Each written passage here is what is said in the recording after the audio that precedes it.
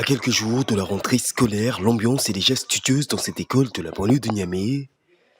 Ici, ce sont pourtant les enseignants qui ont pris la place de leurs élèves le temps d'une séance de sensibilisation. Un cours exceptionnel, animé par les éléments de la police nationale, avec pour thème le harcèlement sexuel en milieu scolaire. On s'est dit que cette fois-ci, on va aller rencontrer les enseignants plutôt que les élèves. Pourquoi? Parce que c'est une thématique qui nous tient à cœur. C'est des cas que nous avons aussi enregistrés au sein de la division, des cas de violence en milieu scolaire, notamment les violences sexuelles. Des enseignants qui, au-delà du harcèlement sexuel, ont par ailleurs été édifiés sur le caractère pénal de la violence sous toutes ses formes. Des infractions qui, selon les statistiques, sont infligées à une majorité des enfants âgés de 2 à 14 ans, le plus souvent dans le cadre de leur éducation. On s'est rendu compte que même les enseignants sont parfois profanes dans la thématique.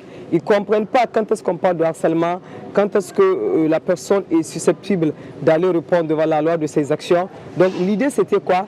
C'était de les édifier sur cette typologie d'infraction, qu'ils comprennent lorsqu'ils sont en train de commettre une infraction de harcèlement sexuel et surtout les dangers. Les statistiques de la police nationale font par ailleurs état de plus de 200 cas d'infractions sexuelles sur mineurs enregistrés depuis le mois de janvier. Un sujet souvent sensible pour les victimes et qui, côté enseignant, constitue un dilemme quant à la prise en charge. Les enfants, souvent nous les accueillons ici, mais quand nous les observons, nous voyons en eux justement ces traces de violence. Mais le problème, nous ne savons pas où aller pour prendre en charge ces enfants. Cette phase pilote s'inscrit dans le cadre des campagnes de sensibilisation initiées par la Division de la protection des mineurs et des femmes en vue de lutter contre la délinquance juvénile. En moyenne, près de 2000 mineurs seraient concernés par des infractions diverses depuis le début de l'année.